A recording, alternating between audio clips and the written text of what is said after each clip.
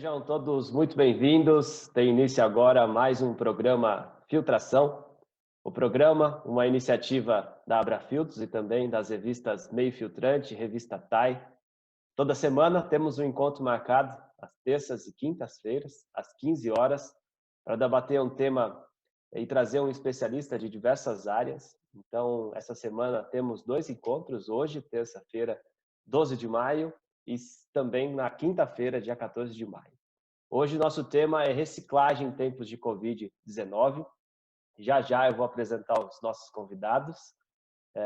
Quinta-feira, só para deixar o convite a vocês, nós temos um encontro marcado às 15 horas para falar dos desafios do saneamento, em tempos de Covid, principalmente. Na semana que vem falaremos de transformação digital, enfim. Dia da Indústria está se aproximando também, temos um bate-papo legal, muitos temas. E se você quiser sugerir algum tema, quiser também receber os nossos convites, se você não estiver recebendo, eu deixei aqui no nosso chat o e-mail da Abrafiltros para que você envie a sua sugestão e participe. Sua sugestão será muito bem-vinda. Bom, caso você queira compartilhar esse conteúdo para quem não está conseguindo assistir ele ao vivo aqui com a gente, o conteúdo estará na íntegra disponível no canal da TV Filtros no YouTube. Logo após alguns dias, ele já vai estar disponível para que vocês assistam e compartilhem. E não se esqueçam de se inscrever no canal da TV Filtros no YouTube para receber todas as atualizações de novos vídeos. Bom, hoje o nosso tema é reciclagem em tempos de Covid-19. Temos o prazer de receber dois grandes especialistas e parceiros, Marco Antônio Simão e Davi Siqueira Andrade. Vou abrir aqui o microfone deles e vou apresentá-los antes de mais nada. Marco Antônio Simão é gestor do programa Descarte Consciente Abrafiltros.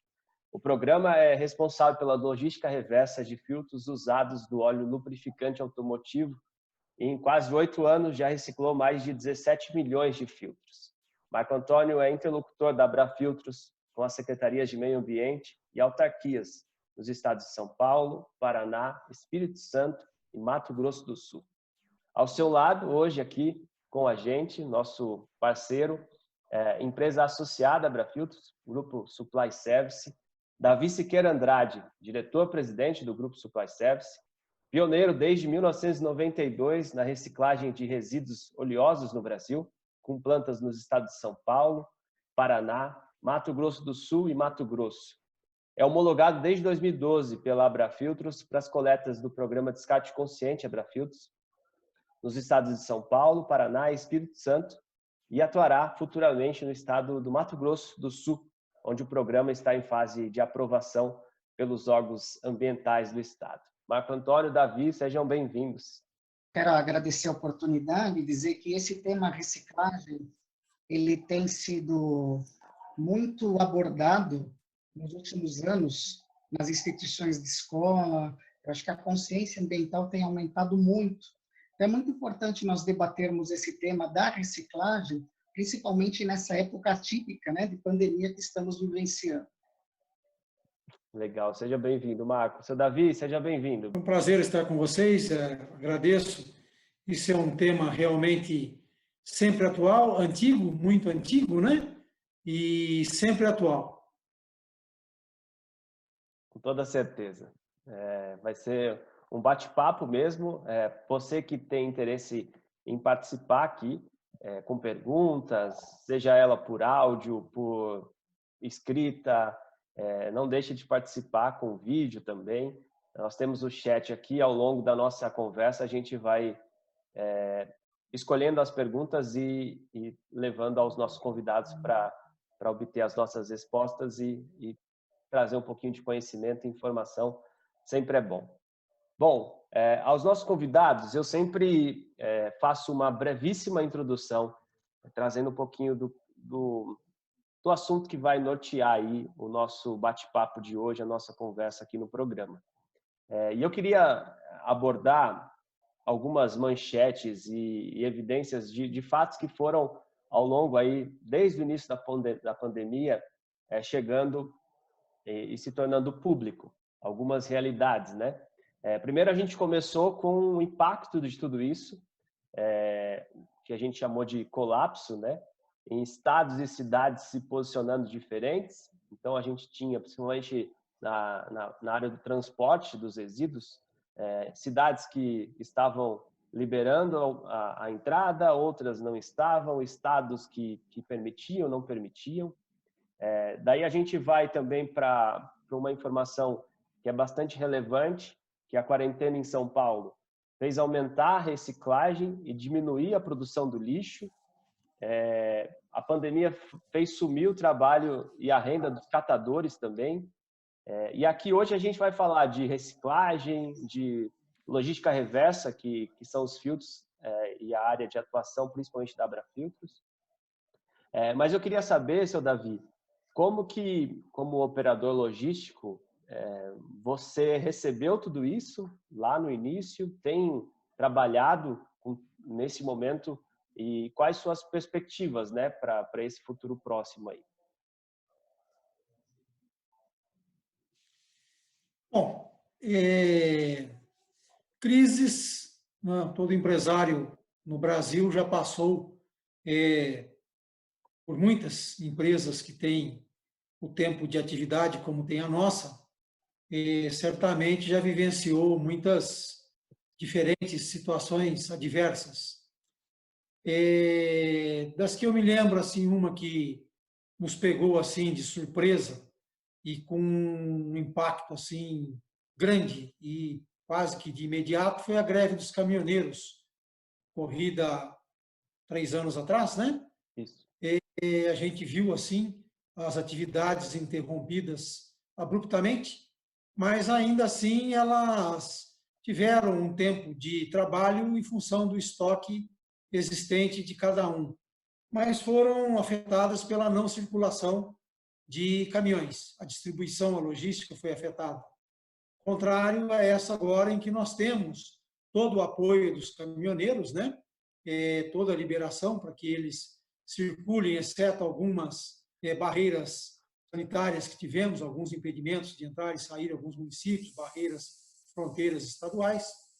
Duraram um pouco, houve negociações, mas, enfim, essa agora foi uma, assim, eu creio que para a minha geração não vivida. A gente fala de outras crises, outras pandemias pela qual o mundo passou, mas não vividas na minha geração. No Brasil, nós temos a felicidade, não temos vivido nenhuma guerra efetiva em nosso território. Então, minha geração não viu uma necessidade de se traçar tamanha estratégia como foi essa agora.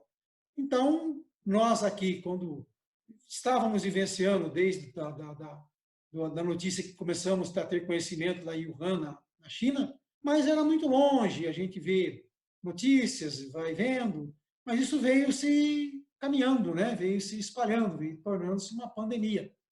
E até que chegou até nós.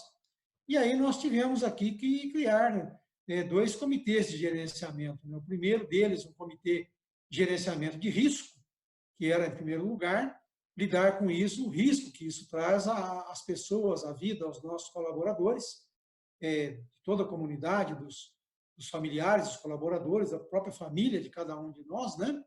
E também um comitê de gerenciamento de crise, a crise que isso viria a trazer, que de momento, na primeira semana, qualquer decisão era certa e qualquer decisão era errada. Então, nós atuamos em 2 frentes aí, um comitê de gerenciamento de risco, em primeiro lugar, e um comitê de gerenciamento de crise. Muito bom. Eu quero fazer um complemento. Quero fazer um complemento ao que o senhor Davi falou. Uma coisa que chama atenção no trabalho da Supply Service, eles não atuam exclusivamente só como segmento de filtros usados do óleo lubrificante automotivo, atuam com outros programas também, né? Também são operadores homologados. Mas no que diz respeito aos filtros, nós, por outro lado, dentro da Abrafiltros, vínhamos acompanhando também as notícias, né, com apreensão acerca da questão da quarentena, da instituição da quarentena, e logo veio, então, o decreto colocando os postos de combustível como serviços essenciais.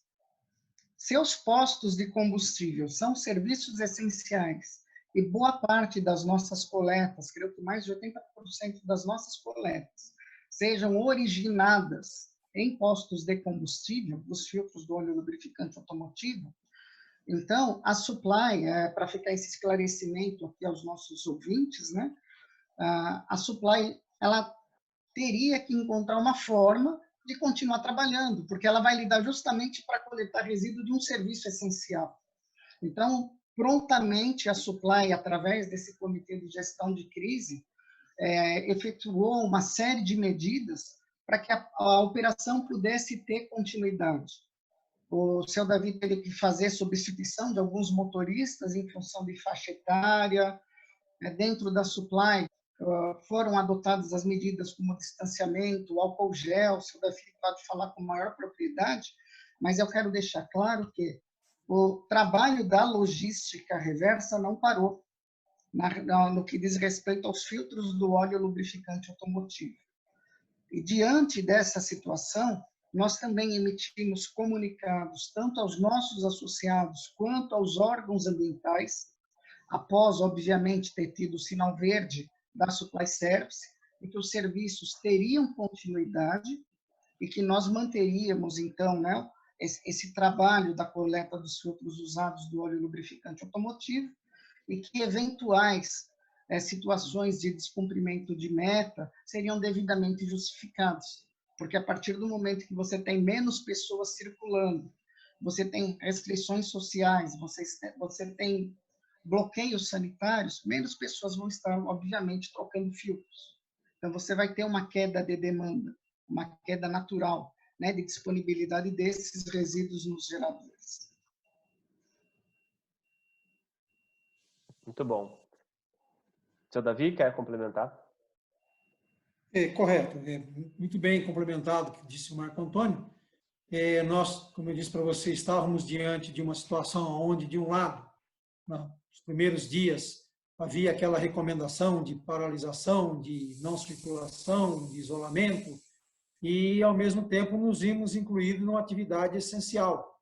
Então, tivemos, assim, desencontros com alguns municípios, alguns órgãos, que uns queriam não deixar os nossos veículos circular, fizeram até veículos voltar para trás, alguns até com notificações, e até que isso começasse a ficar mais claro, mas compreensível. Compreensível, como eu disse, estávamos diante de uma situação nunca antes vivida.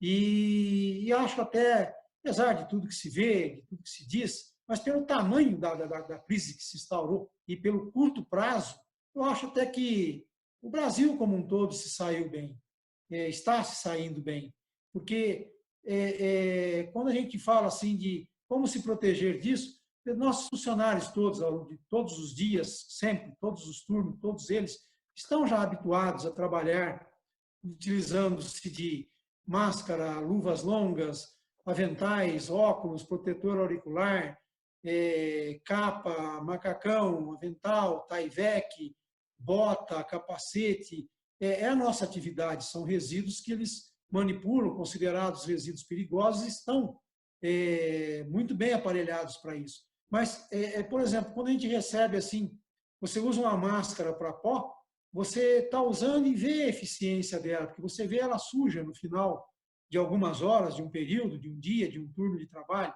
Quando você usa uma luva, você vê o quão bem ela fez você, porque ela está suja de óleo, e aquilo fez com que impedisse que aquele óleo fosse para a derme, a epiderme, não entrou em contato com você, com o seu corpo, com a sua pele.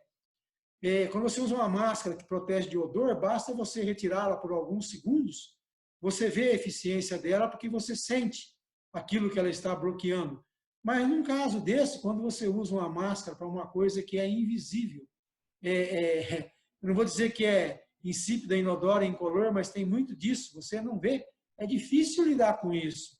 Você está vendo uma coisa que é difícil você convencer as pessoas de que tem que fazer, é diferente agora, não é? Ele usa, você tira e fala, não, você não pode descartar isso de qualquer forma. Você tem que tomar os devidos cuidados, evitar o cumprimento das pessoas, o abraço, a proximidade. Eles não veem aquilo e fica difícil você até explicar para eles, isso é como o vento, você não vê, mas o vento ele sente. E nesse caso, você não precisa esperar sentir para ver, para saber que existe. Melhor não sentir. Então, houve assim um início, uma dificuldade de convencimento das pessoas de como se proteger disso, né? Eles já dizem, mas eu já uso tanto, eu já uso a máscara, mas agora a situação mudou. Agora você vai ter que usar, mas é para uma coisa diferente, não é mais para poeira, não é mais para tinta, não é mais para odor, é uma coisa invisível que você nem sabe se essa máscara, se ele está aí ou não, mas tem que usar. Então, foi realmente uma situação assim, mas hoje todos já estão conscientizados, já estão levando isso os seus familiares, parentes, amigos, vizinhos. Eu acho que foi uma coisa muito boa que a gente fez aqui para os nossos funcionários, nossos colaboradores e o nosso município. Os cidadãos de Itapiraí aprenderam bastante com o tratamento de choque que nós demos aqui no início e damos todos os dias. Legal. Seu Davi está em Itapiraí, né, seu Davi? Tá distante da gente. Sim, eu estava dizendo anteriormente, um município de 7.500 habitantes,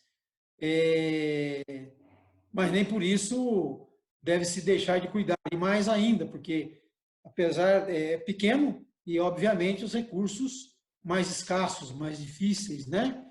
O nosso hospital aqui mais próximo é Piedade ou Sorocaba, também Piedade é um município não muito grande e basicamente preparado talvez para atender ao próprio município, se tanto, né?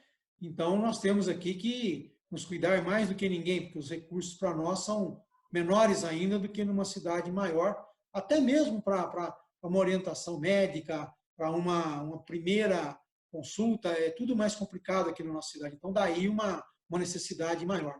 E a parte disso, não só que temos feito na empresa, eu acho que nossa contribuição ao município, quer dizer, de nada vale você estar num lugar e entender e achar que sua contribuição é única e exclusiva de gerar emprego, recolher impostos, gerar impostos.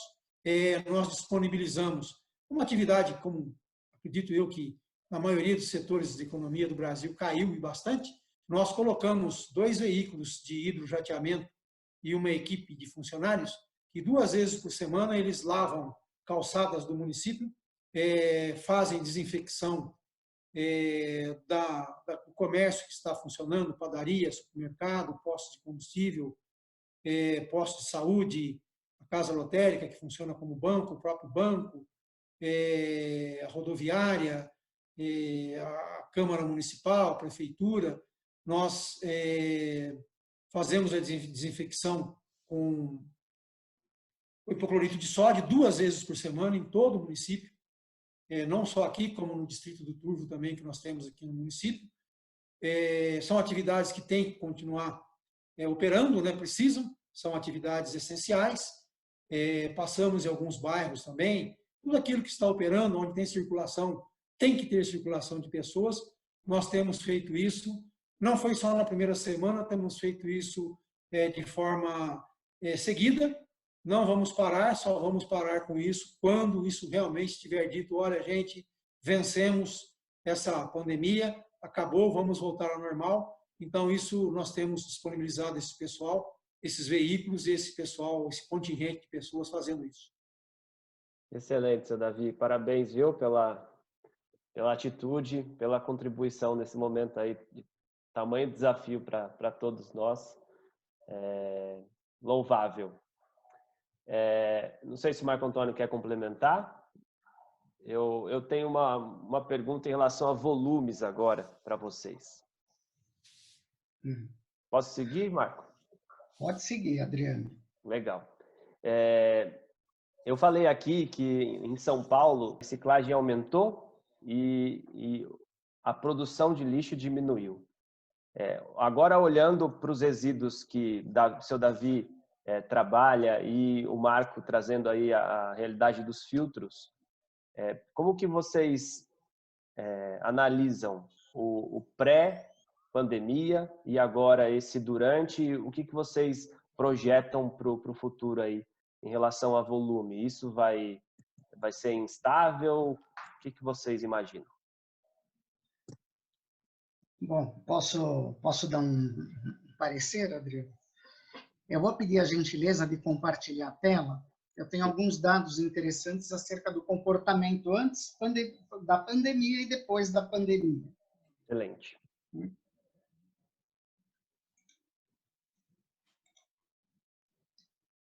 Já, quando vocês estiverem vendo a minha tela, por favor, só me dá um ok. Sim. Pronto. Tá. Então, eu vou pegar os dados de coleta do programa para que a gente possa ter aí uma noção do que aconteceu, né? Obviamente que, de maneira geral, vamos falar antes de coleta seletiva. Então, quer dizer, o nosso programa ele não trabalha com cooperativa, mas as associações ligadas às cooperativas praticamente recomendaram a suspensão das atividades. E por quê? Porque esse vírus ele permanece durante um certo tempo nos materiais que vão para essas cooperativas, né, sujeitando ao risco de contaminação, então, todas as pessoas que trabalham com coleta seletiva. Ainda mais porque muitas vezes eles trabalham em galpões, em ambientes confinados, e aí você tem uma maior propagação do vírus.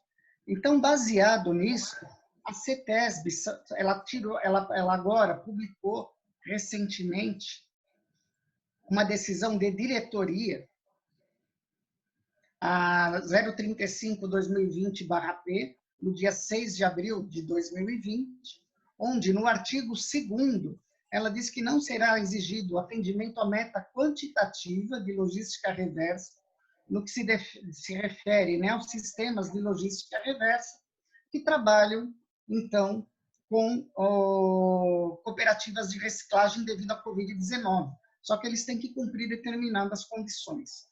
Durante o período, né, que perdurar tudo isso, eles vão ter que continuar investindo nas cooperativas, no mínimo, os mesmos valores pecuniários dos últimos 6 meses.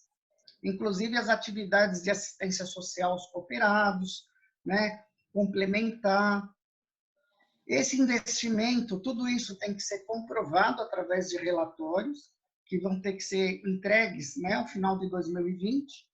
Só que essas determinações não se aplicam aos sistemas de logística reversa que não sejam operacionalizados por cooperativas, que é o caso da Abrafiltros. Por quê? O filtro do óleo lubrificante automotivo, após o uso, ele é considerado resíduo perigoso classe 1. Então, as cooperativas não podem trabalhar com resíduo perigoso classe 1. Segundo a Política Nacional de Resíduos Sólidos, a logística reversa ela veio como um instrumento social de desenvolvimento econômico. Então, um dos principais objetivos, além de, obviamente, diminuir, né, o envio de resíduos que poderiam ser recicláveis para aterros, ela precisa gerar renda para os catadores. E, nesse momento, eles estão sofrendo muito, né, porque tiveram praticamente que suspender essas atividades. Então, qualquer setor que não atue com resíduo perigoso, ele obrigatoriamente, de alguma maneira, ele tem que inserir os catadores, as cooperativas de catadores, dentro dos sistemas de logística reversa. Por isso, a importância dessa decisão de diretoria da CETESB. Não importa se o sistema ele trata só com resíduo perigoso ou não, né? É papelão, os resíduos que não são perigosos, né? Papelão, plástico, embalagens de maneira geral, pneus. Então, você tem aí uma série de resíduos que não são perigosos, mas em maior ou menor grau, todos os sistemas de logística reversa vão ser afetados por essas medidas de isolamento social e menor circulação de pessoas. Então, o que aconteceu no sistema da Abrafiltros, né? A gente vê aqui, pegando essa notícia que eu estou mostrando para vocês, é uma notícia que foi publicada pela Prefeitura Municipal de São Paulo, onde eles fizeram um levantamento que houve queda, foi na última semana, de 49% dos dados de varrição pública. Ou seja, é um número muito expressivo, mostra o quanto o isolamento social ele afetou na geração de resíduos, né? Em contrapartida, né, também você teve 12% de diminuição no volume de resíduos de coleta comum, de varrição pública, e um aumento de 23% nos resíduos alvo da coleta seletiva. Quer dizer, mesmo as cooperativas não estando funcionando na sua totalidade, você teve um aumento de 23% na coleta seletiva. Por quê? Porque as pessoas estão mais em casa, né? As pessoas que estavam fora, trabalhando fora, hoje trabalham dentro da residência. Então, você tem uma maior geração de resíduo dentro da residência, dos condomínios, e esse resíduo, então, ele impacta na coleta seletiva. Do ponto de vista do programa Descarte Consciente, então, nós temos aqui os meses janeiro, fevereiro, março e abril. Janeiro, fevereiro, que nós ainda não tínhamos impacto, esse aqui é o estado de São Paulo, então nós tínhamos que coletar, em janeiro, 78 toneladas, coletamos pouco mais de 79, mesma meta fevereiro, coletamos 82, aqui nós começamos a sentir, já no mês de março, o impacto. Nós tínhamos que coletar 79 toneladas, coletamos 75. Tivemos uma queda de 5,09% inicial. Por quê? Ainda era um impacto inicial. Quando chega o mês de abril, que aqui você já teve no mês de março as pessoas em quarentena, você já tem aqui um impacto muito mais drástico. De 79 toneladas que deviam ser coletadas no mês, foram coletadas quase 62 toneladas, uma queda de quase 22% no estado de São Paulo. Aqui, bem rapidamente, a gente vê que as nossas metas sempre foram cumpridas. Hoje a gente está com 31,48% das metas, né, do que a gente tem que cumprir nesse ano. Então, nós estamos hoje com um déficit de 17,6 toneladas em relação à meta no período. Então, no geral, nós estamos 5,57% abaixo da meta em São Paulo. Paraná. No Paraná, nós tivemos uma situação similar. Todo início de ano é um ano de mudança de meta, um ano de estruturação. Então, é um ano que normalmente você fica um pouco abaixo da meta, né, nos primeiros meses, depois você vem equiparando. Então, janeiro, nós estávamos pouca coisa abaixo da meta. Como recuperamos em fevereiro, quando chega março, sentimos os primeiros impactos, caiu 1,69%. Agora, em abril, o impacto maior. Nós coletamos menos 26 toneladas de 29, tivemos um impacto negativo de 11,23% nas coletas do mês. Então, hoje, no Paraná, nós estamos com 31,56%, também sempre cumprimos as nossas metas nos outros anos, estamos num déficit aí de 6 toneladas, praticamente, em relação à coleta do período, que representa menos 5,31%. O Espírito Santo teve uma situação muito mais complexa. Por quê? Nós tivemos uma situação de readequação de meta no Espírito Santo, então nós praticamente dobramos a meta do ano passado neste ano, nós já teríamos um comprometimento maior que a gente vem recuperando aqui, pela entrada de novas empresas, nova base de coleta, então a tendência era de recuperação. Quando chegou o mês de março, sentimos os primeiros impactos, tínhamos que coletar quase 20 toneladas, foram coletadas 9 toneladas. Ficamos 54% abaixo da meta. Mas aqui ocorreu uma questão muito particular. Além da menor disponibilidade de resíduo, nós tivemos bloqueios sanitários. Então, os caminhões não conseguiram avançar para fazer a coleta nas cidades. Já no mês de abril, nós não tivemos a incidência de bloqueio sanitário, então voltamos a subir, mas ainda abaixo da meta. Nós ficamos 34%, quase 35% abaixo da meta. Então, hoje no Espírito Santo, nós deveríamos, né? A nossa meta no período era 70, quase 80 toneladas, coletamos 53, estamos devendo aí 26, quase 27 toneladas por estado. Uma diferença de 33,43%.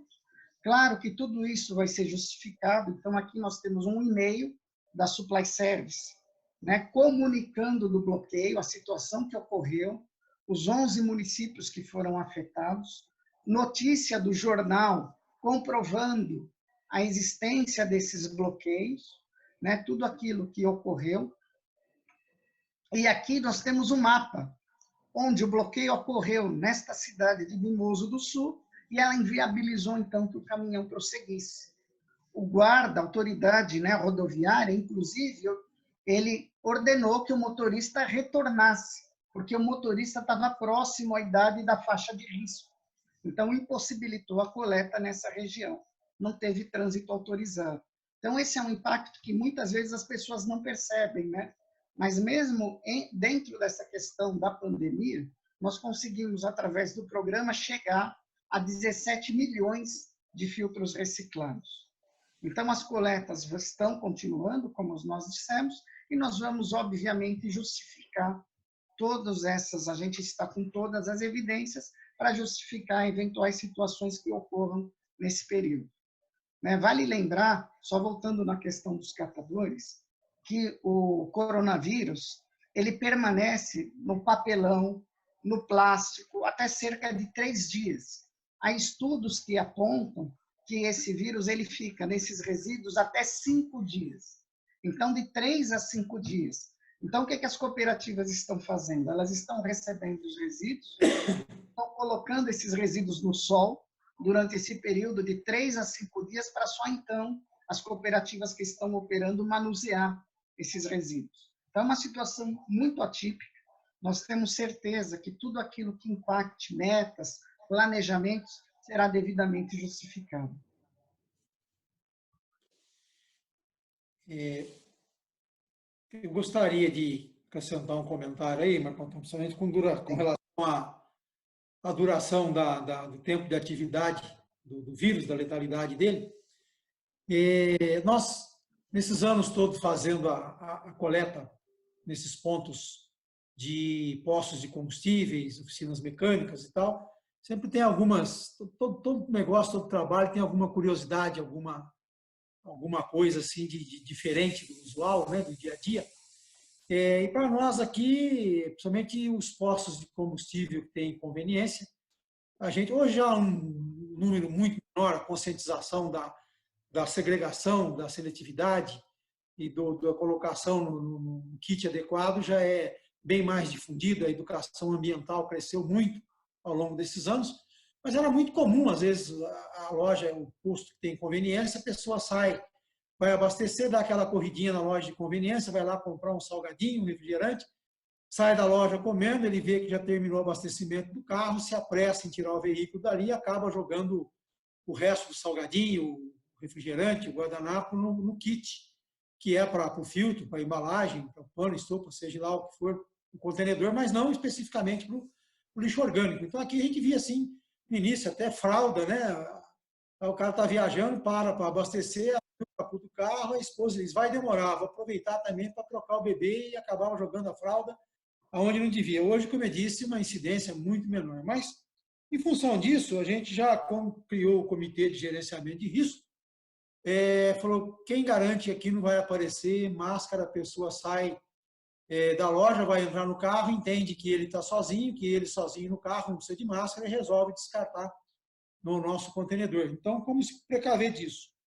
Aqui, todo caminhão que chega da coleta, o material ele é descarregado por empilhadeiras, né? Não tem assim, um contato direto manual, ele já vem dentro dos contenedores, ele é descarregado e fica numa área separada por uma semana. Ele, assim, tem a carga que veio no dia 5, que está sendo trabalhada hoje. A que veio no dia 6 será trabalhada amanhã, e assim por diante, exatamente por essa informação que nós temos aí da Organização Mundial da Saúde, que o maior tempo de vida do vírus é 5 dias, em algumas superfícies. Então, a gente falou 5 dias, então vamos deixar o material uma semana, caso haja um contato acidental, pelo menos não há risco, apesar de que não há contato, como eu disse, nossos funcionários têm toda a proteção, como sempre tiveram, independente dessa pandemia, já é um sistema implantado, né? Mas a gente tomou também foi uma das medidas levantadas por esse Comitê de Gerenciamento de Risco em todas as nossas unidades, de que o material fique separado, não se mexa nele e faz a desinfecção diária de todos os veículos no baú deles, na cabine. Não trocamos o motorista, não muda. O mesmo caminhão sempre já é uma determinação nossa. Agora mais ainda, nós temos uma equipe de transporte, né, que o motorista chega, independente do horário que ele chegou, seja 2 horas da tarde, 4 horas da tarde, ele deixa o veículo no pátio e tem uma equipe de manobra, de fazer o descarregamento. Hoje, o próprio motorista, ele chega, ele já para no local de descarregamento e ele tira o veículo dele, só ele acessa esse veículo novamente para evitar essa entrada e saída de diferentes pessoas, diferentes funcionários do mesmo veículo. Então, é uma forma de se evitar. Eu diria que 100% é complicado, né? Senão não teríamos tantos profissionais de saúde afetados por essa contaminação. Mas quanto mais puder se prever, tanto melhor. Legal. E, seu Davi, em relação ao volume de outros resíduos, o que o senhor sentiu? Houve queda? Olha, os nossos não são resíduos domiciliares. O domiciliar teve um aumento natural, aquele resíduo, aquele lixo que a pessoa deixava na rua, no restaurante, para coleta pública, que não na casa dele, hoje ele está gerando na casa dele. Obviamente, em menor quantidade do que ele gerava na rua, o desperdício tem sido muito menor. A nossa região aqui, a região de Itapiraí, ela é produtora de legumes, né, leguminosas, como cenoura, mandioquinha, beterraba, couve de Bruxelas, uma série de leguminosas. E, por incrível que pareça, a venda caiu. Você pode falar assim, mas as pessoas continuam se alimentando. Continuam, sem dúvida. Mas o desperdício diminuiu e muito. Eu acho que a dona de casa, ela estando agora na residência, ela cozinhando, em primeiro lugar, com todo respeito às donas de casa, às mulheres que trabalham fora, hoje ela está fazendo o próprio almoço, um pouquinho de comida da refeição do almoço que sobra, ela já pensa assim, não, eu não vou fazer janta de novo, já fiz o almoço, né?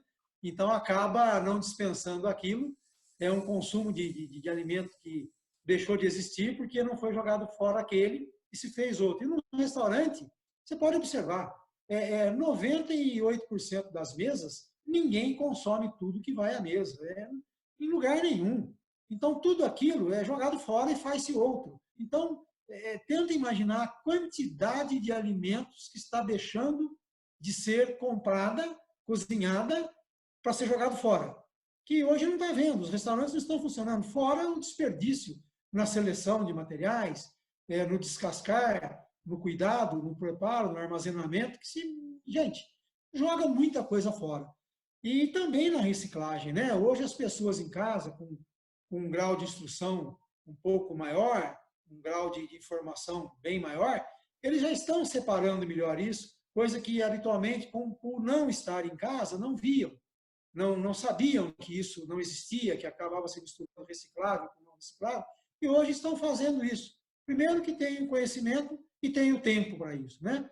Acaba até sendo, acho que, um passatempo, né? Vou separar isso, separar aquele, o papel, o plástico, a lata, o alumínio, podendo até lavar melhor ainda, né? Que é o correto.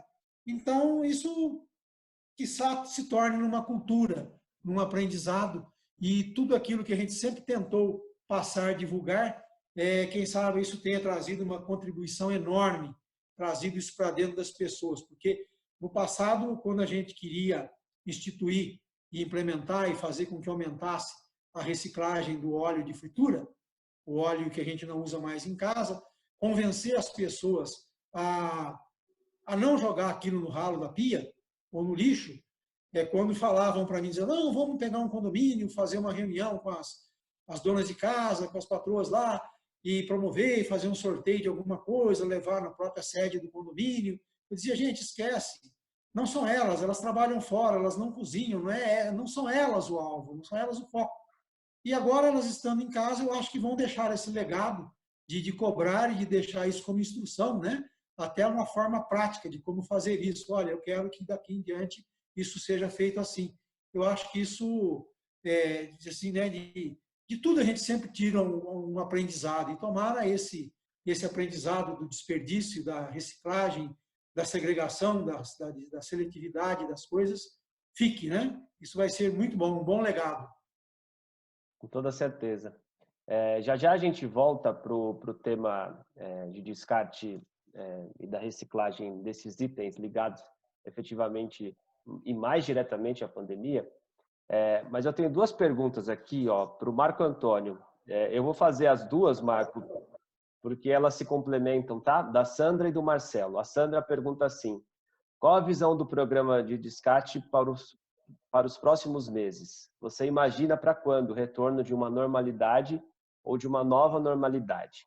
E aí o Marcelo complementa ao Marco Antônio: entendendo as justificativas de não atingir as metas nos estados, quais as ações que serão feitas para atingir a meta estabelecida? E eu adiciono, qual é o posicionamento frente ao governo? Vai ter relaxamento de alguma legislação? O que você pode nos explicar quanto a isso? Ok. Bom, a decisão de diretoria da CETESB, ela deixa claro que não vai ter relaxamento. Não há. Mas todos os termos de compromisso, pelo menos os feitos elaborados pela Abrafiltros, eles trazem ali cláusulas protetivas, que nós chamamos, né? Por quê? Porque você faz todo um planejamento, vem uma situação totalmente inesperada, como essa da pandemia, que pode, obviamente, acabar tendo impacto nas metas. Podem acontecer situações que sejam alheias à nossa vontade, que comprometam os resultados, e a partir daí nós temos que estabelecer uma justificativa plausível de ordem técnica para o órgão ambiental. Então, né, tirando os sistemas, todo sistema que lida com resíduo perigoso, ele não vai ter relaxamento de meta. Se o seu sistema trata com cooperativa, você já está inserido na decisão de diretoria da CETESB. Então, você já tem uma fuga. Os demais, não. Né? Você já tem um caminho a seguir. Os demais, não. Então, nesse caso, o que é que nós esperamos para os próximos meses? Da mesma maneira como vocês têm ouvido o seu Davi falar do Comitê de Gestão de Crise, desde o início do programa, nós estabelecemos também um Comitê de Gestão de Crise lá em 2012.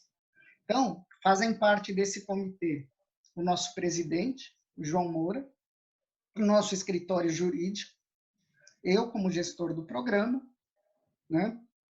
E nós temos o seu Davi representando o grupo Supply Service, porque ele está na ponta da situação. Então, antes, inclusive, que nós fizéssemos qualquer comunicado ao governo, nós conversamos muito com o seu Davi, para entender a situação, os impactos, o que isso iria ocasionar. Obviamente que essa situação de quarentena, todo mundo quer saber quando vai acabar. Né? É uma pergunta que todo mundo faz. Então, assim, eu estaria aqui fazendo um exercício de futurologia para dizer efetivamente o que vai acontecer. Nós ainda não sabemos. Nós tivemos efetivamente o primeiro mês de resultado sob impacto da quarentena. Então, nós teríamos que avaliar pelo menos mais uns 3, 4 meses qual vai ser o cenário, porque pode ser que as atividades comerciais comecem a se liberar, pode ser que nós tenhamos um maior fluxo de pessoas. Por quê? É importante explicar uma coisa. Nós temos toda a programação de coletas, ela foi toda feita, dimensionada para atendimento da meta. Então, se hoje um ponto de coleta não está gerando o volume de resíduo que nós esperávamos que esse ponto gerasse, não quer dizer que amanhã esse ponto não venha a gerar. Então, nós não podemos, nesse momento, aumentar indiscriminadamente os pontos de coleta para tentar compor um resultado. Nós temos que trabalhar dentro do mesmo cenário e avaliar. Conforme, então, o desdobramento da situação, aqui nós vamos verificar. Por quê? Se tudo volta ao normal, a gente hoje tem mais de 2.000 pontos de coleta ativos. A gente coloca 3.000 para atender a quarentena. Vamos supor que tudo volte ao normal. No ano que vem, nós vamos ter que dispensar ponto de coleta para poder fazer atendimento de meta, porque tudo isso passa por viabilidade logística e viabilidade econômica. Então, nós vamos precisar de mais alguns meses de observação e estudo para que a gente possa, né, devagar ir alinhando aí os resultados. Perdão. Vale lembrar ainda Eu acho que eu respondi, né, as perguntas em relação aí ao programa Descarte Consciente Abrafiltros. E vale lembrar, o seu Davi estava comentando a questão aí das cooperativas, das máscaras, né, muito bem colocada essa questão que dentro do que a gente recebe de filtro dos contenedores, recebem-se outros materiais. A mesma coisa está acontecendo na coleta seletiva. As pessoas muitas vezes descartam dentro da coleta seletiva, pelas informações que a gente tem do governo, né? Resíduos que não são alvo da coleta seletiva, isso acaba contaminando o resíduo da coleta seletiva. Então, qual é a diretriz hoje que você tem, por exemplo, em relação a luvas, máscaras? Porque muitas residências estão gerando muitos desses materiais, né? Luvas descartáveis, máscaras, pessoas com Covid. Então, que esses materiais especificamente, eles sejam colocados em 2 ou 3 sacos de lixo, identificados como Covid-19, para no momento de que esse lixo for destinado, e nesse caso é o lixo orgânico, né? Ele vai para o lixo orgânico, esse que é coletado, que vai para os caminhões de lixo comum, para que os próprios lixeiros eles tenham cuidado no manuseio desses resíduos. Então, evitar que esses sacos estejam rasgados, né, para que você diminua a possibilidade de contaminação. Alguns municípios estão tendo algumas iniciativas bem interessantes em relação a isso. Há, por exemplo, o caso de Pelotas, no Rio Grande do Sul, onde a prefeitura instituiu para a coleta de resíduos originários da Covid-19, ela distribuiu à população sacos de lixo vermelhos, para que a população possa colocar esses resíduos no saco de lixo vermelho. Então, esse aí, ele não vai parar na coleta seletiva e ele vai, então, encaminhado para o lixo orgânico. E vale pontuar que todo o resíduo que deveria ser destinado à coleta seletiva nesse momento e que, por falta de atuação da cooperativa, não possa ser aproveitado, nesse momento, infelizmente, ele também vai seguir para o lixo orgânico. Né? Porque os ecopontos, todos esses locais, eles têm uma quantidade limitada de poder suportar os resíduos. Né? Então, muitos desses, quando você não tem área de transbordo, eles também estão sendo encaminhados para a área de tratamento de resíduos orgânicos. Seu Davi?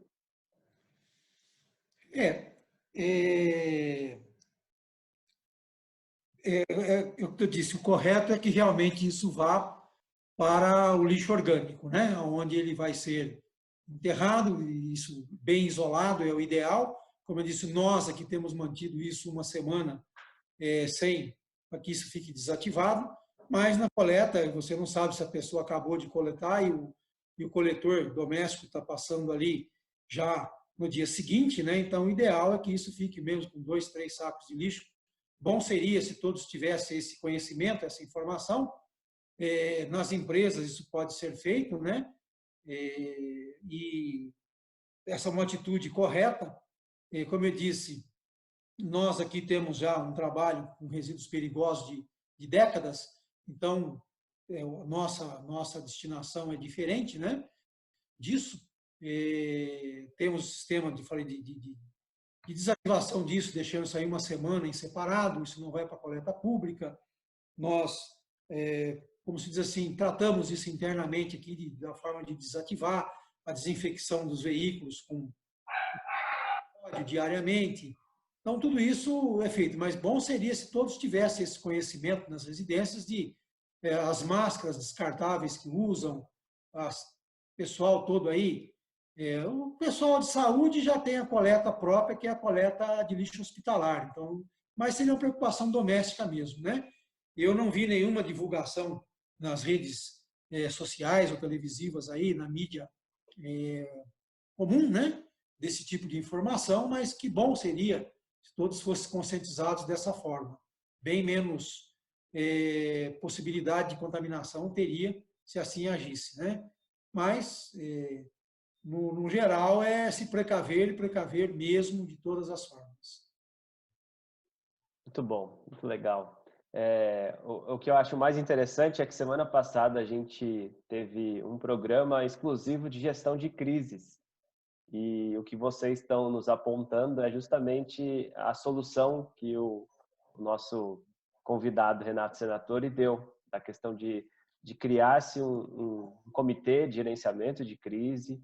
Isso vocês têm feito, então estão seguindo o plano à risca, parabéns para os dois, é importantíssimo.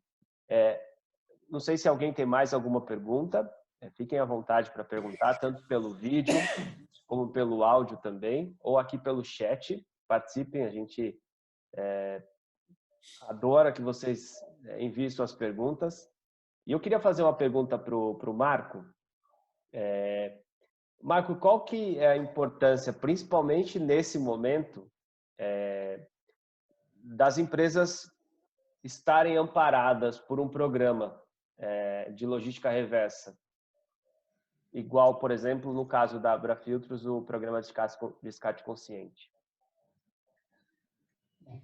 Em que pese a situação da pandemia, obviamente as empresas hoje elas têm preocupações imediatas dentro do cenário da pandemia. Só que, como o seu Davi bem colocou, a logística reversa já é algo antigo.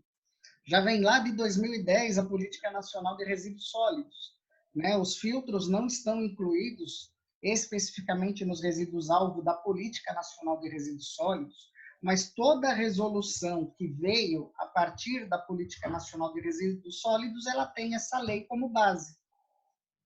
Então, as empresas, obviamente, que estão nas categorias de resíduos, alvo de logística reversa, seja através de legislação federal ou de legislação estadual, que têm sido as principais frentes, né, de legislação na área, elas têm que cumprir a logística reversa, independente da pandemia ou não.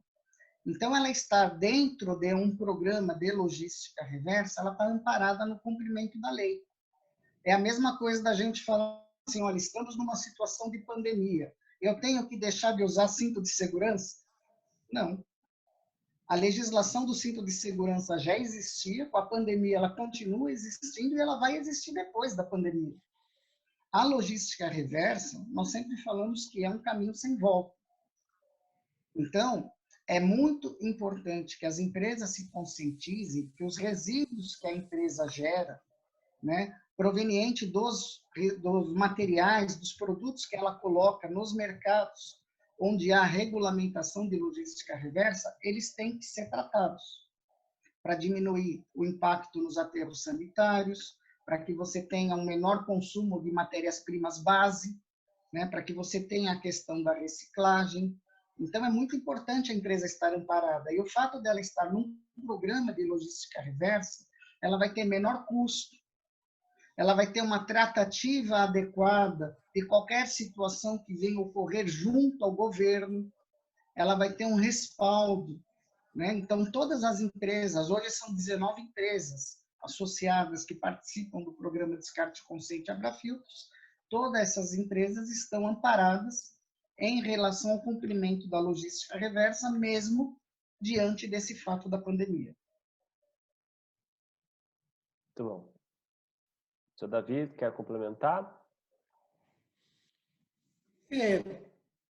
Eu acho assim, a logística reversa, como bem disse o Marco Antônio, diante da pandemia ou não, é uma coisa que foi estruturada, teve início há muitos anos atrás, aí já hoje 3 décadas atrás, com o Plano Nacional de Resíduos Sólidos, tem mais de 20 anos que começou a ser elaborado, qual eu tive o prazer de trabalhar em alguns GTs, grupos de trabalho, né, na elaboração disso, e vejo hoje assim como que a logística reversa demorou muito, valeu a pena, porque ela, da forma como foi implantada, ela mostrou-se prática, funcional, ambientalmente saudável, sendo sustentável, uma vez que, na realidade, quem paga é o consumidor, porque o produtor e gerador,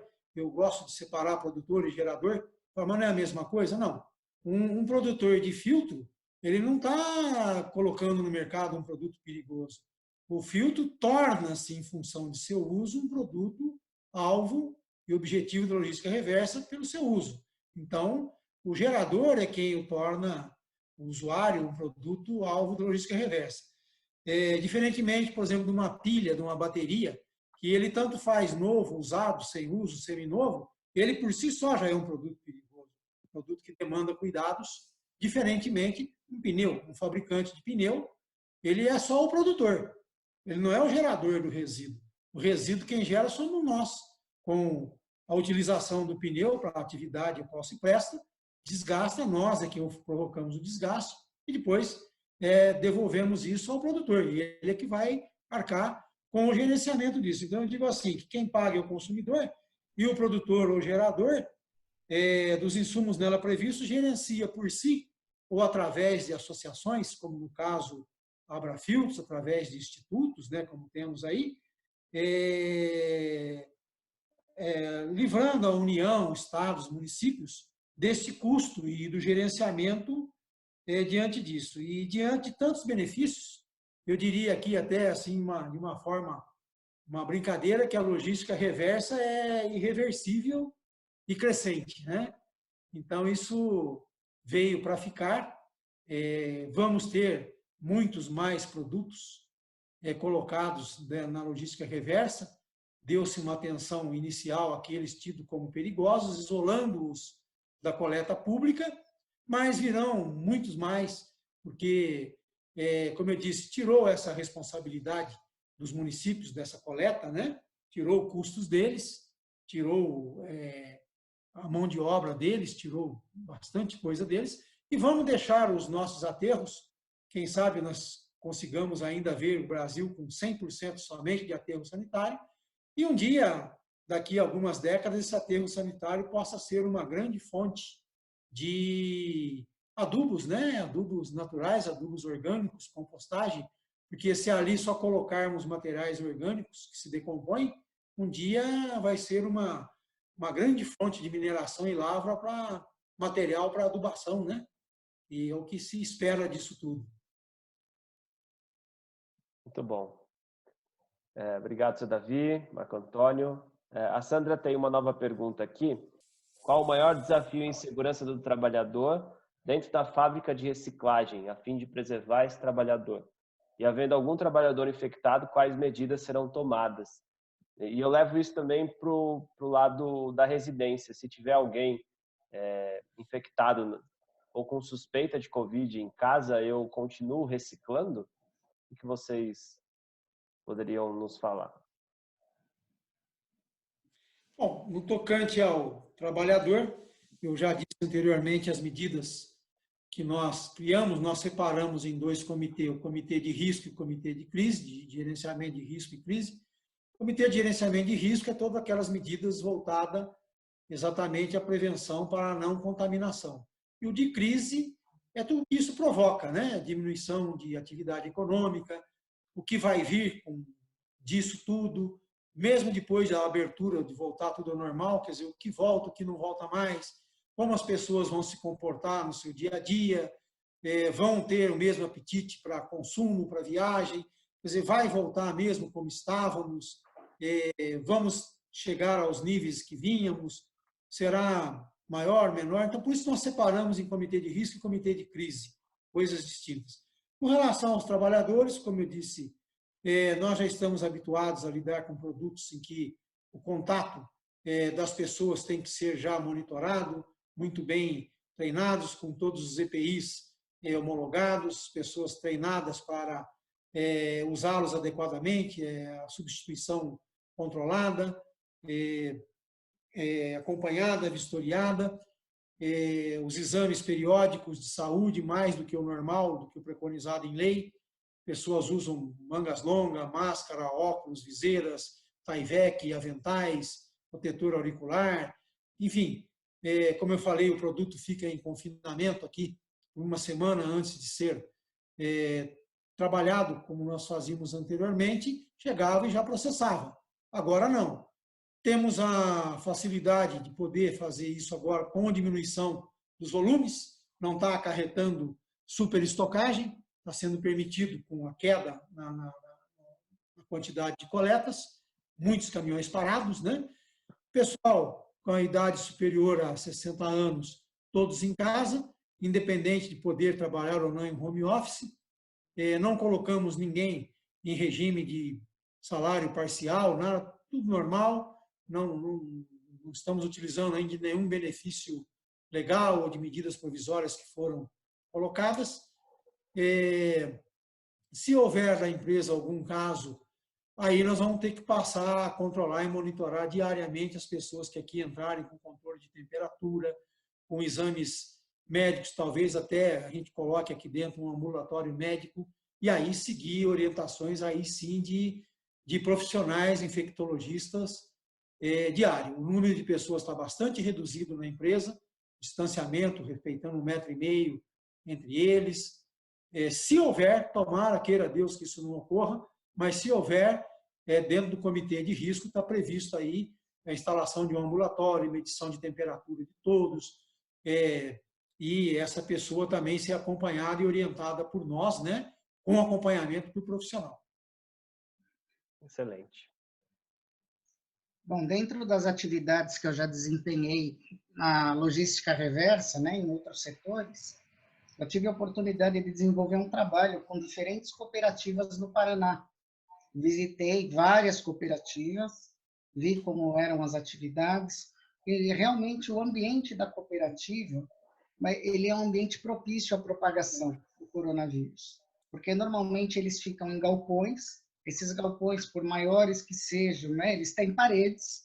Então, assim, você está num ambiente, às vezes, confinado, você tem, às vezes, uma entrada grande para poder entrar o material, mas lá dentro você tem esteiras de separação de material, os catadores ficam próximos. Por isso que precisam ser adotadas essas medidas e as associações recomendaram a suspensão das atividades. Já se sabe por si só que as pessoas que trabalham, muitas vezes, já são pessoas que já vêm de uma condição diferenciada, uma condição menos favorável, que estão lá os catadores, então eles já atuam, muitas vezes, num ambiente, né, onde você tem muito pó, você tem muito papelão, você tem ácaro, então eles já estão sujeitos a algumas enfermidades, né? Então, por isso que é importante essa medida de você procurar, de alguma maneira, proteger os catadores. Por outro lado, você tem a questão econômica que sai bastante prejudicada, né? Há um ditado que no Brasil a gente vende o almoço para comprar a janta, né? E a situação, infelizmente, dos catadores é essa. Então, o que se tem visto em relação a catadores é que há empresas que estão fornecendo ajuda, comida, materiais para as cooperativas, cestas básicas, estão fornecendo cestas básicas, além do auxílio, né, do governo. Não são todos os catadores, obviamente, que estão conseguindo obter esses auxílios. Tem aí esse auxílio de R$600, e os catadores também estão atrás desse auxílio de R$600. E uma coisa que, infelizmente, chama atenção quando você faz trabalho com cooperativa, eles também têm uma dificuldade de organização enorme, estrutural, administrativa, porque o catador em si ele é um autônomo, apesar dele fazer parte de uma cooperativa. Então, hoje ele está trabalhando, se amanhã ele achar que o trabalho da cooperativa não está valendo a pena, ele simplesmente sai e vai embora. Então, eles carecem, às vezes, de registros, carecem de uma estrutura contábil.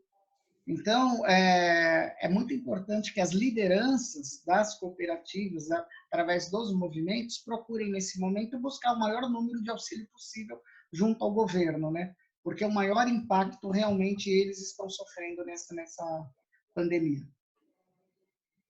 Adriano, só complementando, você perguntou aí na minha casa, eu estou contaminado, continuo reciclando? Isso. O que eu vou te falar são orientações que eu pesquisei no Ministério da Saúde. Eu tenho acompanhado muito essa questão. Se houver a possibilidade, a pessoa que for detectada com contaminação por Covid, ela tem que ficar num ambiente isolado. Se houver esta possibilidade. Muitas residências não têm, há residências que têm. Então, durante o período da contaminação, essa pessoa vai ter que ficar num ambiente isolado. Então, todos os materiais, talheres, toalhas, tudo aquilo vai ter que ser tratado separadamente. Então, as demais pessoas da casa vão continuar fazendo a reciclagem normalmente. Até porque, se forem adotadas as medidas de segurança, você isola a pessoa contaminada. Agora, obviamente, se você tem um domicílio, que é uma sala, um quarto e um banheiro, e você não consegue propiciar esse isolamento, aí o ideal é que todo esse material vá para o lixo orgânico e seja identificado com um Covid-19, né, para você evitar maiores problemas. Muito bom. Em relação até aos catadores, tem muitos que são do grupo de risco, né?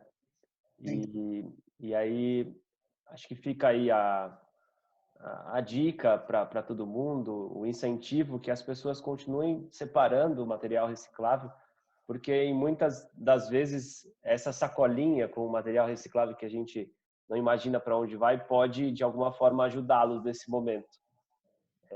Então, além, como você disse, das ações, iniciativas de ONGs, de empresas que possam auxiliá-los nesse momento. Então, fica aí o convite para que todos continuem, de alguma forma, tentando contribuir.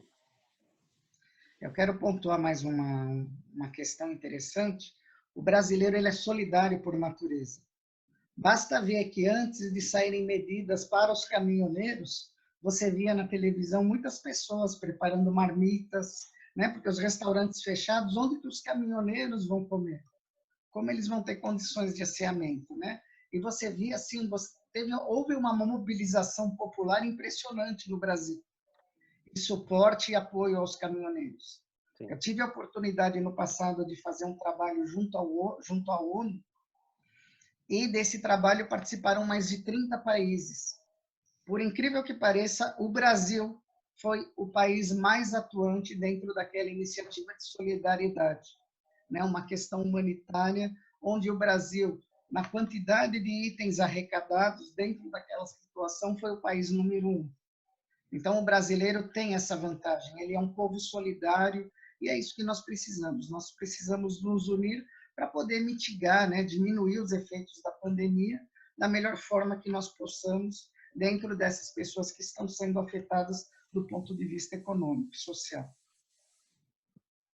Isso aí. O papo tá bom.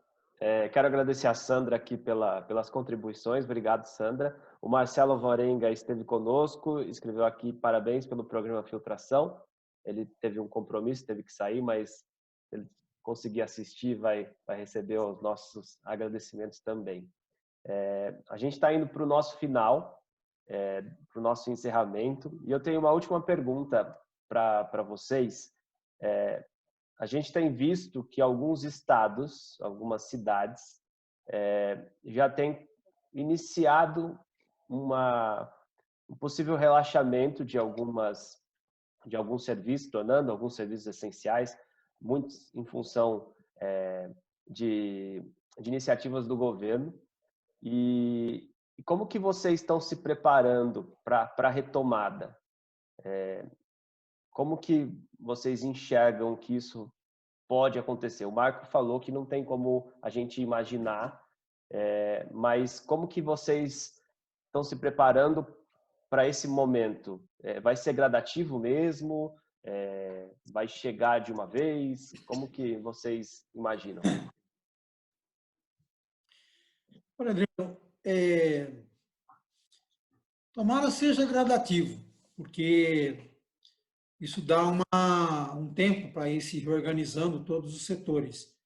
Não for assim, nós temos um desabastecimento, todo mundo trabalhou no momento que eu acredito que deve ter sido uma atitude da maioria da parte das empresas, né? Pelo menos aquelas que vivem o dia a dia, assim, como diz o Marco Antônio, a gente vende o almoço para comprar a janta, isso também é uma realidade da maioria das empresas. Depende das vendas para poder girar. E então, no primeiro momento, o que se fez foi suspender as compras e foram desovando os estoques para ter caixa. Como você não sabe o que vinha, como é que o faturamento iria acontecer, o recebimento, houve aquela enxurrada já no segundo, terceiro dia, empresas pedindo prorrogação de pagamentos, descontos, enfim. Todo mundo vivia isso, não vem o caso aqui ficar comentando. Todos vivenciaram esse momento. Então, imagino assim que todos estão desabastecidos. Então, se isso vem de uma vez, todo mundo vai querer repor seus estoques para voltar à atividade. E aí vai ser um caos, né? Aí vai ser um pandemônio, porque todo mundo que compra quer exercer o direito de receber. Então, você imagina, a gente não vai conseguir entregar para todos ao mesmo tempo. E vai ser aquele festival de reclamação. Ah, você não entregou, entregou parte, quando é que eu recebo? Vai mandar, não vai mandar, vou comprar com outro. Vai haver, como se diz assim, um aumento de preços motivado pela demanda, né? Que nosso país é pródigo nisso, né? Às vezes você não sabe o porquê que as coisas acontecem. Basta ter um soprozinho de aumento de consumo de alguma coisa, que já a primeira coisa que faz é aumentar o preço. Ah, puxa vida, mas que desrespeito, né? Que falta de profissionalismo empresarial, um aproveitamento. Ah, vamos devagar, vamos dar sequência a isso, porque depois abasteceu, acabou, e volta o preço, diminui, o que adianta, né? Então, eu acho que se houvesse uma abertura gradativa, seria bem mais interessante, daria para todo mundo vir se preparando, fazendo com programações, mas não houve um lockdown mesmo, né? A atividade essencial movimentou parte da economia, eu acredito que 50% da economia, obviamente alguns setores, né? Turismo, aviação, hotelaria, muita coisa foi seriamente afetada, né? Restaurantes, bares, lanchonetes, a gente sabe aí, muito afetado. E então, esses, tomara eles têm uma grande demanda mesmo para se recuperarem rapidamente, né? Mas eu prefiro que volte gradativamente e a gente não crie uma demanda temporária para que haja uma inflação, uma explosão de preços, para depois ficar se discutindo aí, brigando por preço, tendo prejuízos em contratos já firmados, exercer o direito de compra, só suspendeu por questão da pandemia. Enfim, as coisas, quando bem pensadas, equilibradas e feitas com planejamento, são bem melhores. Do meu ponto de vista, isso eu estou dando a minha opinião pessoal, com tudo aquilo que eu leio e observo, né? Com base no que está ocorrendo nos outros países, alguns países estão começando já a relaxar medidas, porque eles atingiram já níveis bem baixos de contaminação por Covid-19. Então, isso está proporcionando que esses países lá na Europa tenham já uma certa abertura. Isso vai ocorrer de uma maneira gradativa e eu não vejo como ser diferente. Né? Há uma experiência na Inglaterra ali que eles já fizeram um certo relaxamento, no outro dia o metrô, os ônibus já estavam lotados. Então, quer dizer, isso aí pode gerar um novo grau de contaminação. Então, tudo isso vai ter que ser feito de uma maneira coordenada, de uma maneira planejada. Como diz o seu Davi, vai ter que se medir a questão industrial, a questão de insumos. Então, eu creio, obviamente, que nós não teremos uma abertura total até o momento que nós, primeiro, tenhamos a vacina ou tenhamos um remédio, tipo que foi o Tamiflu para o H1N1, que mitigou muito os efeitos do coronavírus até que se tivesse o desenvolvimento da vacina, né? Então, enquanto a gente não tiver dados efetivos do que está ocorrendo na área da saúde, vai ser muito difícil que ocorra uma liberação, ainda mais uma liberação imediata de atividades, de volta às atividades. Precisa haver, sim, um melhor diálogo do governo federal com os governos estaduais, né, para que se identifiquem as áreas onde você tem maior impacto do coronavírus. Essas áreas vão ter mais restrições. As áreas onde você tem menos caso se encaminham aí para ter medidas mais de relaxamento e sempre monitorando, né, a ocorrência de novas situações. É isso que os governos têm dito e têm procurado fazer. Ninguém sabe ainda se o Brasil está no pico do coronavírus, se esse pico ainda vai ocorrer, em quanto tempo vai ocorrer. Quero lembrar que nós estamos no outono, seguindo para o inverno. Se nós não tivéssemos coronavírus, os hospitais já teriam uma sobrecarga natural de cerca de 30% no número de atendimentos motivados pelas doenças respiratórias. Então, quer dizer, nós estamos aí numa tríplice crise, né, de saúde, como dizem. A gente tem o H1N1, nós temos o coronavírus e nós temos a dengue. Então, o nosso sistema de saúde vai ter que estar estruturado para permitir que esse retorno ocorra, né, que as pessoas possam ser mais testadas, para que a gente tenha segurança também nesse retorno e não venha ter uma segunda ou uma terceira onda de contaminação. Por isso tudo, eu não acredito, por esses fatores, que nós vamos ter uma liberação drástica de atividades. O que os governos vão fazer vai ser balão de ensaio. Olha, nós vamos relaxar um pouquinho determinadas atividades e vamos monitorar. Se nós tivermos problemas, restringe mais um pouco. A fórmula ninguém tem de como resolver essa situação, né? Por isso que é preciso ter muito diálogo, ter muita informação, ter muito dado e dado fidedigno para que os governos possam, então, tomar as medidas que venham a resultar num equilíbrio entre as medidas relacionadas à questão da saúde e as medidas relacionadas à economia. Agora, é fundamental, obviamente, que as duas situações elas têm que andar. De alguma maneira, as duas situações têm que andar. É uma situação complexa e que envolve muito diálogo. Ainda hoje eu ouvi na rádio que cerca de 80% das empresas do Brasil já tinham problemas de faturamento devido ao coronavírus. Já haviam sido impactadas.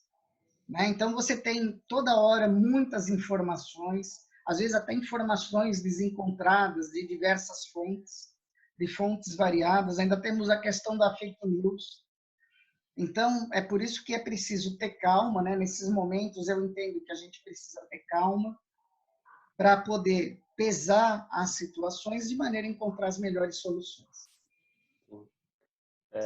Acho que, e aí nesse momento, acho que é o momento desse planejar é importantíssimo, né? E fundamental esse plano de ação partindo de um comitê de gerenciamento, como vocês expuseram aqui para a gente, que já estão adotando.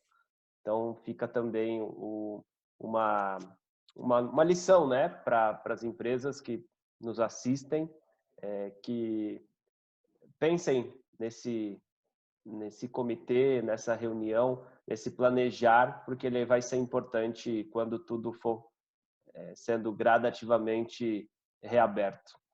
Muito bom, gente.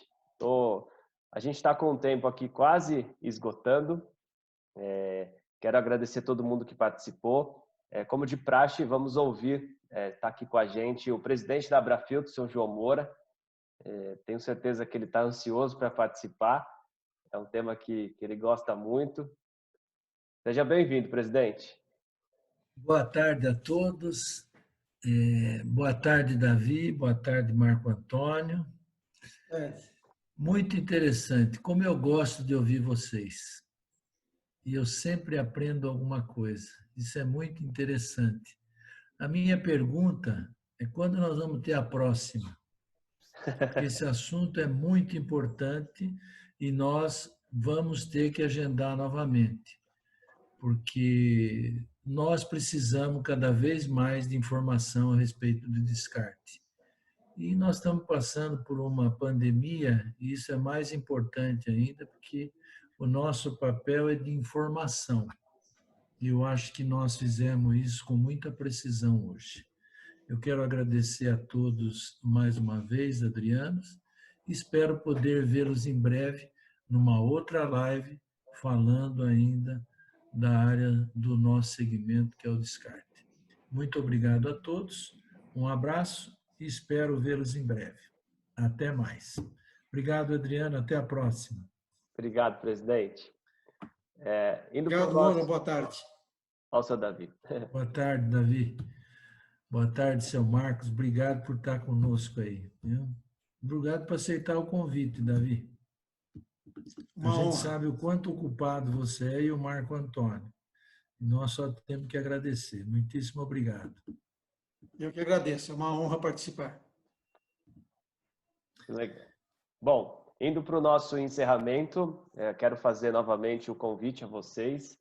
Quinta-feira agora, às 15 horas, aqui neste mesmo canal, nós temos a participação do professor Dr. Fábio Campos, da USP, e vai trabalhar e tratar e apresentar para a gente o tema do saneamento, os desafios do saneamento em tempos de Covid-19. Não perca. Semana que vem falaremos de transformação digital. Como eu disse, Dia da Indústria se aproximando, a gente vai ter também novidades. E se você, como eu disse lá no começo, quiser enviar sugestões de temas e também receber os nossos convites desses eventos, é só enviar uma mensagem para eventos@abrafiltros.org.br. Tem aqui no nosso chat o endereço eletrônico e a gente vai, com certeza, analisar com muito carinho e trazer a sua sugestão aqui para o programa. Se você não conseguiu assistir esse programa ao vivo, ele estará em alguns dias no canal da TV Filtros, canal das revistas Meio Filtrante e da revista TAI.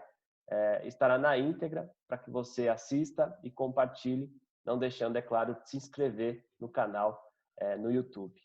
Quero agradecer Marco Antônio, muito obrigado pela sua participação e por ter aceito o nosso convite. Muito obrigado, Adriano. Para mim é uma honra poder contribuir um pouco com conhecimento nessa área de logística reversa.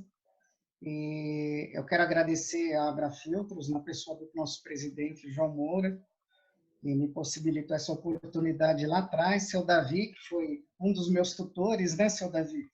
Dentro da área de logística reversa, também aprendi muito com o seu Davi, nas diferentes instâncias. Quero agradecer a nossa equipe de trabalho, você também, Adriano, parabenizá-lo pela condução do programa Filtração, está sendo muito bom. O Amauri está nos assistindo, quero agradecer ao Amauri que me auxiliou, me municiou com os dados. Nós acabamos de ter hoje a concretização dos dados de coleta e já preparamos os gráficos para poder trazer para vocês as informações, né, fresquinhas, as mais apuradas possíveis já para essa live. Então, obrigado também ao Amauri, obrigado, doutora Marina, da nossa área jurídica, a todos vocês, associados, órgãos governamentais. E a palavra de ordem desse ano, né, é sobrevivência das pessoas e das empresas e também compreensão.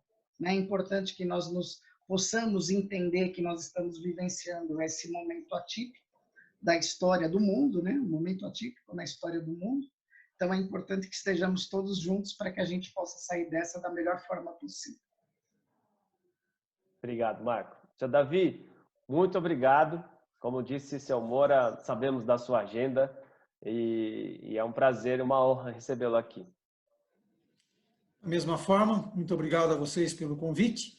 E no que toca a nós aqui, o nosso trabalho junto à Abrafiltros, junto a essa equipe fantástica que muito nos honra e nos dá prazer em estar juntos e trabalhar em conjunto. Nós temos feito de tudo para que essa redução de volume na coleta e no atingimento das metas seja o mínimo possível, de forma que, quiçá, não tenhamos muitas explicações a dar ao final do ano, no encerramento do exercício. Quem sabe a gente consiga chegar bem próximo daquilo que é nossa obrigação, que é o compromisso da Abrafiltro, dos fabricantes de filtro, junto aos órgãos governamentais. Tomara a gente até atinja as metas, temos aí ainda, quem sabe, um próximo semestre para nos recuperarmos disso. Ok? No que depender de nós, tudo faremos para que isso ocorra. Excelente. Seu Davi, novamente, muito obrigado. Agradecer também a sua equipe aí que nos ajudou na transmissão. Bom, gente, muito obrigado pela presença de todos, pela participação. Estou vendo aqui a Solange. Parabéns a todos pelo programa. Obrigado, Solange, da Verso Comunicação, nossa assessoria de imprensa. Agradecer a Rogéria Sene, das revistas Meio Filtrante, Revista TAI e Loiana, também aqui presentes, nossas parceiras nessa iniciativa. Obrigado a todos pela audiência. A gente espera vocês na quinta-feira para debater o tema saneamento. Convide quem vocês quiserem para assistir. O nosso programa é aberto e todos serão muito bem-vindos.